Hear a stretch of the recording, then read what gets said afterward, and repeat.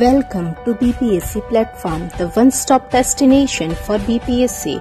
Here, you can test your knowledge with our practice sets available at www.bpscplatform.com. We have best video lectures of current affairs questions, general science lectures, which will cover complete syllabus of physics, chemistry, biology, as well as day-to-day miscellaneous topics. Best statistics lectures for BPSC mains exam. You can avail guidance for all optional subjects and also get interview guidance by BPSC toppers. Hello friends, welcome to our YouTube channel BPSC platform. मैं Manish Kumar SDM 60वीं से 62वीं BPSC batch और साथ ही 56 से 59 batch में भी मैं DSP पद में था। तो आज जो हम डिस्कस करेंगे 65th बीपीएससी मेंस राइटिंग के सीरीज में हिंदी मीडियम में आंसर राइटिंग प्रैक्टिस की एक आदर्श उत्तर हमारा क्या हो ताकि हम मेंस में अच्छे स्कोर के साथ अच्छे पोजीशन अच्छे रैंक के साथ सेलेक्ट हो सके। उसी सीरीज में हम लेक्चर 3 में डिस्कस करते हैं कि अच्छा आंसर राइटिंग की क्या क्या विशेषताएं हैं। तो इसको मैं पॉइंट वाइज बांटा हुआ हूँ कि आप देखेंगे कि सर्वप्रथम प्रश्न में निहित प्रकृति को समझना अनिवार्य है कि आपके सामने जो भी प्रश्न होते हैं तो उसमें आपको 2 से 3 बार प्रश्न को अच्छी तरह से पढ़ के उसके क्वेश्चंस के डिमांड को आपको समझना होता है कि प्रश्न में क्या है निहित प्रकृति, उसके किस अप्रोच से उसको डिस्कस करना है आपको। तो इस सीरीज में मैं बोलता हूं कि आप कोई भी प्रश्न आपके सामने आए तो उसको 2 से 3 बार अच्छी तरह से पढ़ के उसके सारे आयाम को समझना आपको ज़रूरी होता है। तो इस तरह से और साथ में आपको ये ध्यान रखना है कि यदि प्रश्न 38 अंक का बहुत सारे क्वेश्चंस आते हैं बीपीएससी में तो वो शब्द सीमा लगभग 400 या 450 के राउंड होनी चाहिए शब्द सीमा, क्योंकि आपको बीपीएससी के क्वेश्चंस में आपको शब्द सीमा का उल्लेख नहीं मिलता है। लेकिन जब 38 नंबर के क्वेश्चन आपको पूछे जाते हैं तो ये एक पैमाना है कि हाँ आपको 400 के राउंड शब्द होनी चाहिए। उसी में जो चौथा पॉइंट में है ये है कि प्रश्न के आदर्श उत्तर लिखने हेतु इससे आप किन किन भागों में डिवीजन कर सकते हैं। कोई भी आपको क्वेश्चंस आता हो तो सबसे पहले उसका इंट्रोडक्शन पार्ट हमको लिखना होता है कि वो प्रश्न किस परिप्रेक्ष्य में पूछा जा रहा है। तो परिचय भी आपका 2-3 लाइनों में छोटा संक्षिप्त और सारगर्भित होनी चाहिए। जो आंसर का दूसरा जो मेन भाग होता है, जो इसको मेन बॉडी बोला जाता है या मुख्य भाग, उसमें क्वेश्चंस के जितने आयाम आते हैं उन सभी आयामों को आपको पॉइंट वाइज या पैराग्राफ वाइज जो भी सूटेबल लगता है उसको आपको डिस्कस करना चाहिए। सारे मुख्य भाग के आयामों को कवर करने के बाद आपका कंक्लूजन आना चाहिए, वो हमेशा जो है पॉजिटिव होनी चाहिए। कंक्लूजन हमेशा ऐसा हो जो एक ब्यूरोक्रेटिक अप्रोच को दर्शाता हो कि हाँ आप में वो ब्यूरोक्रेटिक क्वालिटीज़ हैं जिससे आपको जो है हम सेलेक्ट करें। 5th जो पॉइंट होता है कि उत्तर के मुख्य भाग में प्रश्न के विभिन्न आयामों को जरूर उल्लिखित करें, जो ऊपर मैंने बताया। 6 ये है कि प्रश्न के मांग के अनुसार map, flow chart, table etcetera प्रयुक्त कर सकते हैं। इससे क्या होता है कि सेम क्वेश्चंस को कई लोग अटेंड करते हैं, लेकिन जब आप क्वेश्चंस में map, flow chart, table etcetera प्रयुक्त करते हैं तो वो एक यूनिक आपका आंसर हो जाता है और वो स्कोरिंग में आपको हेल्प करता है। 7 जो पॉइंट है कि प्रश्न के उत्तर आवश्यकता अनुसार पैराग्राफ एवं पॉइंट वाइज में दे सकते हैं, परंतु जहाँ भी पॉइंट वाइज का ज़्यादा स्कोप मिले तो ज़्यादा प्रयुक्त कीजिए, क्योंकि ये पॉइंट वाइज में तुरंत जो है एग्जामिनर का ध्यान जाता है और इसमें कोशिश ये होनी चाहिए कि जो चीज़ें क्लियर हो, एकदम कंसेप्ट क्लियर हो, उसे ही पॉइंट वाइज में लिखनी चाहिए। 8वां जो पॉइंट है कि यदि उस प्रश्न के उत्तर में वर्तमान से कुछ जुड़ाव हो या समकालीन अन्य चीज़ों से उसका जुड़ाव हो तो उसका भी उदाहरण उल्लेखित कर सकते हैं। जैसे यदि कोई अगर हम विद्रोह की बात कर रहे हैं, संथाल विद्रोह की ही यदि बात करते हैं तो उस समय जनजातीय विद्रोह जो है अन्य विभागों में हुआ तो उसका भी स्कोप आप डाल सकते हैं। उससे थोड़ा सा ये लगे कि समकालीन टाइम में किन किन विद्रोह हुए हैं। तो जो आपको अमित सर ने प्रीवियस लेक्चर में आपको एक लेक्चर 2 में एक क्वेश्चन अटेम्प्ट करने दिया गया था हिंदी मीडियम में। वो क्वेश्चन था कि बिहार में संथाल विद्रोह के कारणों एवं परिणामों का विवेचना कीजिए। Discuss the causes and result of revolt of Santhal और संथाल अपराइजिंग। तो इस क्वेश्चंस को जैसे अप्रोच करना हो आपको, तो इसमें देखेंगे कि आप क्वेश्चंस को अच्छे तरह से पढ़िए पहले। जैसे बिहार में संथाल विद्रोह, तो ये एक आपका पॉइंट होता है कि बिहार में कौन से विद्रोह की चर्चा की गई है, तो संथाल विद्रोह। तो आप जानते हैं कि अंग्रेजों के औपनिवेशिक सत्ता जब यहाँ स्थापित हुए तो उनके बहुत सारे आर्थिक, राजनीतिक, प्रशासनिक, सामाजिक कारणों की वजह से अलग अलग क्षेत्र में जनजातियों में भी विद्रोह हुए या कृषकों का विद्रोह। तो उसी में ये जनजातीय विद्रोहों में संथाल विद्रोह एक प्रमुख था। तो उसके कारण क्या थे, उसके पीछे कौन से कारण थे जो ये विद्रोह हुए, और साथ में उस विद्रोह के क्या रिजल्ट सामने आए हैं उसका विवेचना कीजिए। तो ये डिस्कस करना है। तो क्वेश्चंस में बहुत सारे ये की पॉइंट होते हैं जो अंत में दिए होते, विवेचना कीजिए, टिप्पणी कीजिए, तो इसके अनुसार आपको डिस्कस करना है। तो जैसे अगर इस क्वेश्चंस को आपको अप्रोच करना हो तो प्रथम जो है आपको दिखाना होगा कि बिहार में ये संथाल विद्रोह का परिचय क्या हुआ। कि बिहार प्रांत है, उस समय बिहार में झारखंड प्रांत भी हुआ करता था, कुछ बंगाल के भी इलाके वर्धमान वगैरह हुआ करते थे। तो उस इलाके में संथाल जो विद्रोह है, संथाल जो जनजाति थी, उस एरिया में किन किन क्षेत्रों में जो उनका विस्तार था और उस एरिया में किन किन कारणों से वो विद्रोह हुए, और साथ ही जो है विद्रोह के पहले तो कारण आपको लिखना है मुख्य भाग में कि क्या क्या कारण हुए जिसके कारण संथालों में ये विद्रोह स्टार्ट हुआ, और उसके बाद मुख्य भाग में इसमें परिणामों की जिक्र की गई है कि आखिर इस विद्रोह के होने के बाद क्या क्या परिणाम निकले। और इस विद्रोह में आप देखेंगे कुछ कमियां हुई जिसकी वजह से जो है ये विद्रोह जो है उतना सफल नहीं हो पाया।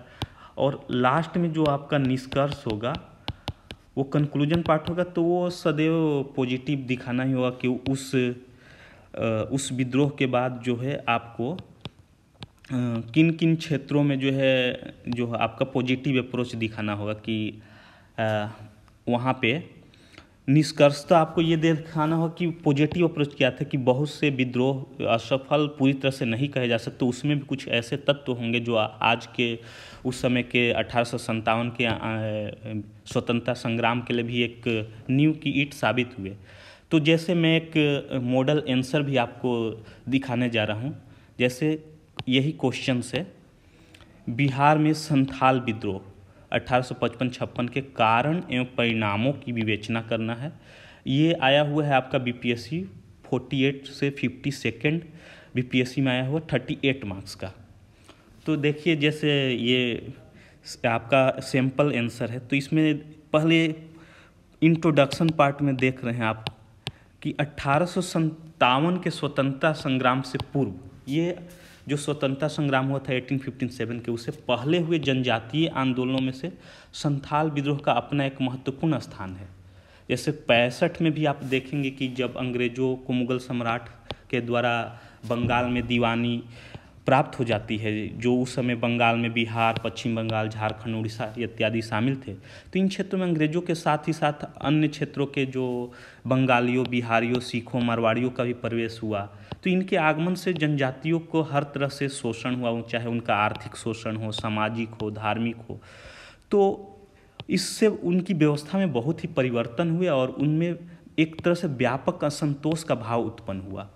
तो हम देखते हैं कि ये यहाँ तक जो आपका पार्ट था ये इंट्रोडक्शन पार्ट था, इंट्रो पार्ट था ये मेनली। तो 1855-56 में हुआ यह संथाल विद्रोह जनजातीय विद्रोह में सर्वाधिक जबरदस्त था। यह विद्रोह मुख्यतः भागलपुर से राजमहल के बीच केंद्रित था, परंतु इसका विस्तार गिरिडीह से धनबाद तक हुआ। तो इसको आकर्षक करने के लिए आप यहाँ झारखंड बिहार का संयुक्त मैप बना के उस एरिया को आप दर्शा सकते हैं कि हाँ ये एरिया जो थे संथाल विद्रोह से प्रभावित क्षेत्र थे। इसी में आप शो कर सकते हैं कि 30 जून 1855 में भगनाडीह से ये आंदोलन जो है स्टार्ट हुआ। इसके नेतृत्व करता थे सिद्धू, कान्हू, चांद और भैरव। तो यहाँ से जो आपका पोर्शन है ये मेनली जो है ये मेन बॉडी का जो है आपका मुख्य भाग जो है आंसर का ये आपका है। तो इस मुख्य भाग में ही हम देखेंगे संथाल विद्रोह के कारणों का। तो इस विद्रोह का मूल कारण क्या था? ब्रिटिश शासन और इसके समर्थक वर्गों जैसे जमींदार, साहूकारों, स्थानीय पदाधिकारियों द्वारा जनजातीय समाज के सामाजिक, धार्मिक, प्रशासनिक और सांस्कृतिक जीवन में अनेक तरह से जो किया जा रहा हस्तक्षेप था। तो इसको आप एक फ्लो चार्ट से दर्शा देंगे तो ये आपका उत्तर जो है बहुत एट्रैक्टिव हो जाएगा और स्कोरिंग हो जाएगा। जैसे संथाल विद्रोह के यदि कारण को दिखाना हो तो इसमें आर्थिक कारण का एक पॉइंट डालें, प्रशासनिक कारण हो गए, धार्मिक कारण, सांस्कृतिक कारक और साथ में तात्कालिक कारक। तो जब आर्थिक कारकों में हम देखते हैं तो उस समय भू स्वामित्व की नई पद्धति की जा रही थी। बंगाल में आप जानते ही परमानेंट सेटलमेंट या स्थायी बंदोबस्त की नीति अपनाई जा रही थी। झूम कृषि पे अनेक तरह से रोक लगाई जा रही थी।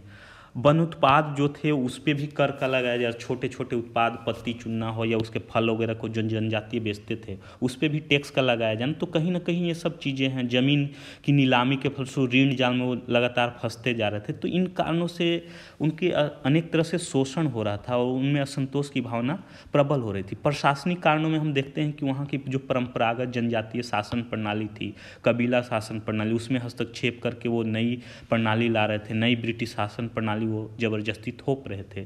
धार्मिक कारणों में हम देखेंगे कि ईसाई धर्म का अत्यधिक प्रचार प्रसार कर रहे, क्योंकि उन लोगों का एक ये भी उद्देश्य था कि अपने जो धर्म को व्यापक प्रचार प्रसार किया जाए ताकि हम दूसरों से श्रेष्ठ साबित कर सके। और आप देखेंगे कि परंपरागत धर्म मानने वाले लोगों को जानबूझ के परेशान भी किया जा रहा था। सांस्कृतिक कारकों में आप देखेंगे कि जनजातियों की प्राचीन संस्कृति में नकारात्मक रूप से वो हस्तक्षेप कर रहे थे जानबूझ के, जिससे भी उनको लगा कि हमारी संस्कृति, हमारे कल्चर पे एक संकट है और उसका वो असंतोष के रूप में ये आंदोलन में दिखता है। तो सभी आंदोलनों में देखेंगे कि कुछ मुख्य कारक होते हैं और कुछ रहता है तात्कालिक कारक।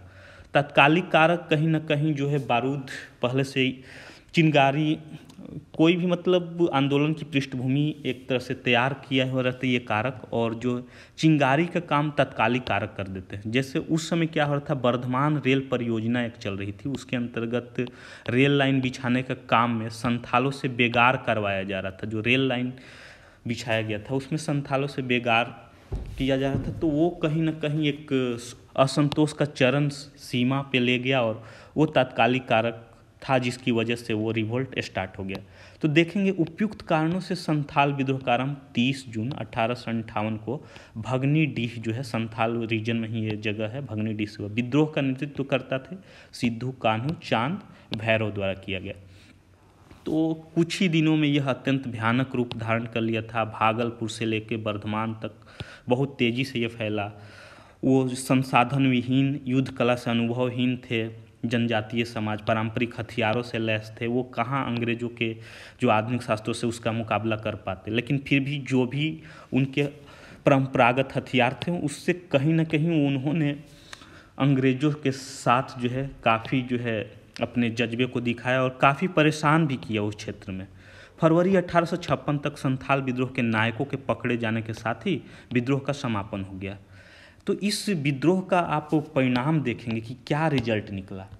तो आप देखेंगे कि विद्रोह समाप्ति के बाद भागलपुर तथा बीरभूम के कुछ क्षेत्रों को काटकर संथाल परगना नामक जिले का एक निर्माण कर दिया गया, जहाँ की एक ये जिला बनाकर जो है इसके लिए अलग अलग कुछ नियम कानून अंग्रेजों द्वारा लाया गया। संथाल परगना टेनेंसी एक्ट भी लाया गया कि अब इन क्षेत्रों में कोई बाहरी लोग ज़्यादा से ज़्यादा हस्तक्षेप न कर पाए, इसके लिए संथाल परगना टेनेंसी एक्ट भी लाया गया, जो उनके जनजातीय समाज के भूमि वगैरह पे अनधिकृत रूप से कोई दाखिल कब्जा न कर सके। ग्राम प्रधान को मान्यता दे दी गई। पहले जो उनकी परंपरागत व्यवस्था थी ग्राम प्रधान, उसको पुनः जो है अंग्रेजों ने मान्यता दे दी और ग्रामीण अधिकारियों को ही पुलिस का दर्जा दे दिया। जो भी ग्रामीण अधिकारी थे उन्हीं को नए जो व्यवस्था थी उसको पुनः जो है परंपरागत व्यवस्था से रिप्लेस करने की कोशिश की। इनकी सामाजिक व्यवस्था को पुनः मान्यता दी गई तथा 37वें 37वें अधिनियम के तहत 1856 में संथाल परगना को नॉन रेगुलेशन जिला घोषित किया गया, जिसके अनुसार यहाँ सामान्य कानून लागू नहीं किया जा सकता। जो अन्य नॉर्मल डिस्ट्रिक्ट है उससे ये अलग डिस्ट्रिक्ट कर दिया गया और यहाँ पे डिफरेंट टाइप के कानून लागू होंगे। तो इस प्रकार संथाल विद्रोह ने ब्रिटिशों को उनके आंतरिक मामलों में अनावश्यक हस्तक्षेप करने से पहले गंभीरता से विचार करने पर मजबूर किया तथा यह जनजातियों में भी एक विश्वास कायम किया कि सुनियोजित एवं अदम्य साहस द्वारा आधुनिक शस्त्रों से लैस ब्रिटिश सेना को भी पराजित किया जा सकता है।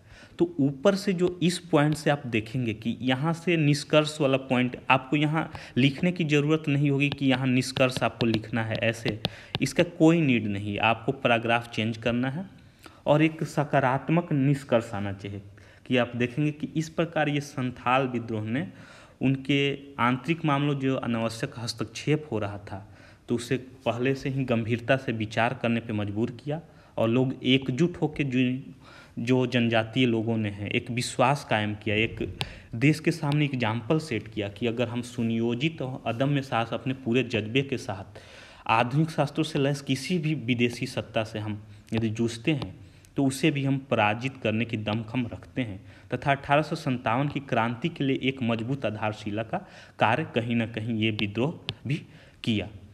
और आप जानते हैं कि 1857 की क्रांति 1855-56 के जो संथाल विद्रोह के बाद ही एक बहुत बड़ी क्रांति मानी जाती है।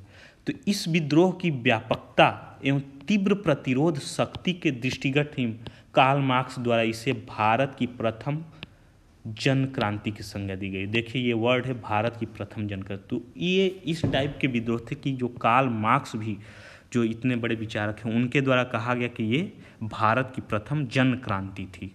तो इस तरह से आप देखते हैं कि इस आंसर में आपने देखा होगा कि इसका परिचय भी था, मेन बॉडी भी आपने देखा कि मुख्य भाग में कैसे आप मैप और डायग्राम चार्ट टेबल का आप यूज कर सकते हैं और एक कंक्लूसिव जो है लास्ट में जो है कंक्लूजन में आप देखेंगे कि एक पॉजिटिव चीज़ें आपको दिखेंगी इस जो है लेक्चर इस आंसर में। तो साथ ही आपको अब लेक्चर 4 के लिए आपको जो है आपको अटेम्प्ट करने हैं इंग्लिश मीडियम में। ये क्वेश्चंस दिए गए हैं कि critically examine the Indo US relationship since independence. आज़ादी के बाद से ही इंडो में तो भारत और यूएस के रिलेशनशिप को आलोचनात्मक मूल्यांकन करें। साथ ही also highlight major takeaways from recent visit of US president Donald Trump to India, कि हाल ही में जो डोनाल्ड ट्रम्प की भारत में यात्रा हुई तो उससे क्या क्या हमारे रिलेशंस में सुधार हुए, क्या क्या मेजर समझौते या संधियाँ हुई जो कहीं ना कहीं हमारे रिलेशन को एक मजबूत आधार प्रदान करेंगी या आगे ले जाएंगी। तो इसको आपको अटेम्प्ट करना ही है। Thank you. अब आज के लिए बस इतना ही।